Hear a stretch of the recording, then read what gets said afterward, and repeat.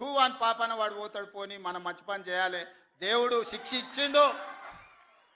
నేను ప్రమాణ స్వీకారం చేసినాడే కూలబడ్డాడు, నడువిరిగింది. ఇంతకంటే పెద్ద శిక్ష నేను జైలు వేసినా అయ్యేదేం లేదు. ఆయననే ఫామ్ హౌస్ను ఒక బందీఖానగా మార్చుకొని చుట్టూతో నా పోలీసులే ఉన్నారు, లోపల ఆయన ఉన్నాడు. చెర్లపల్లికి పంపించినా చెంచల్గూడకు పంపించిన గదే అవుతుంది కదా.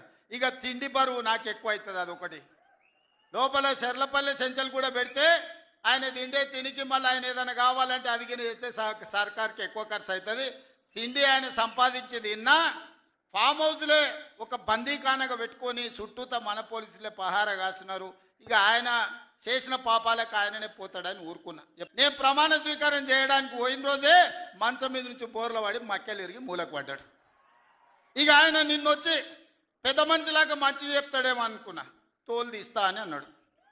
తోలు తీస్తాడంటేనే ఇక నేను చెప్పదలుచుకున్నా, అయ్యేగా నా సంగతి వదులు కానీ మా సర్పంచులు వచ్చిండ్రు, రా ఏ తోలు తీస్తావురా, నీ తోలు తీసుడు కాదు నిన్ను చీరి చింత కట్టి చింతమడకల ఏలాడేసి కొడతారో లేదో మా సర్పంచులు, రా కొడంగల్కి వస్తావా లేకపోతే మమ్మల్ని చింతమడకకు రమ్మంటావా, మా సర్పంచులను దోల్తా. సోయి లేని మాటలు, స్థాయి లేని విమర్శలు. ఒక్కటన్నా అక్కడికి వచ్చే మాట మాట్లాడిండా?